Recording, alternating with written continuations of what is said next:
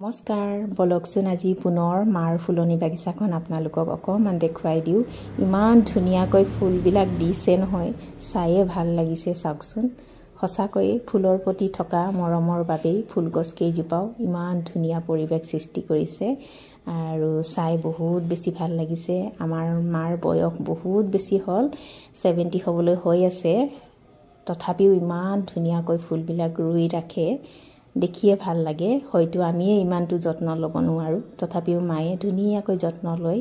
সিজিল কৰি ৰাখিবলৈ ইমান এটা নাজানে তথাপিও ফুলবিলাকক বহুত বেছি মৰম কৰে সেইভাবে ফুলগছ কেইজোপাও মাৰ ঘৰত মানে বহুত ধুনিয়াকৈ ফুল দিয়ে হয়তো আমাৰ ফুলনি বাগিচাত এনেকৈ ফুল নিদিয়ে ফুলবিলাক যেনেকৈ মাৰ ফুলনি বাগিচাত দি থাকে ইয়াৰ পৰা গম পোৱা যায় যে ফুলেও মাক কিমান ভাল পায় আৰু মায়েও ফুলক কিমান ভাল পায়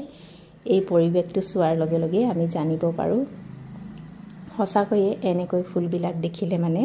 ফুলি থকা দেখিলে মানে আধা আধি চিন্তাবিলাক নাইকিয়া হৈ যায় খন্তেক সময়ৰ কাৰণেও আমি হেপি অনুভৱ কৰো এনেকৈ ধুনিয়া ধুনিয়া প্ৰকৃতিৰ সৃষ্টিবিলাকক দেখিলে মানে এই বগেনভেলিয়াটো চাওকচোন ইমান ধুনিয়াকৈ ফুলিছে লগতে আমাৰ টিকলিজনীও ফুলনি বাগিচাত এয়া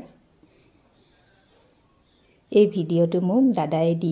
দি পঠিয়াইছে ভিডিও কৰি মই ফুল ভাল পাও হেভাবে তেওলোকে এনেকৈ ভিডিও কৰি কৰি ধুনিয়া ধুনিয়া ফুল গছ কেইজোপা মোক দেখুৱাই থাকে আৰু মোক লুপ লগাই থাকে মাজে সময় আজি আপোনালোককো অকমান দেখুৱাই দিলো এক সপ্তাহ দুই সপ্তাহৰ ভিতৰে ভিতৰে মাৰ ফুলনি বাগিচাখনৰ পৰিৱেশ বিলাক খলনি হৈ থাকে কাৰণ ফুলবিলাক বেলেগ বেলেগ ৰূপ দেখুৱাই থাকে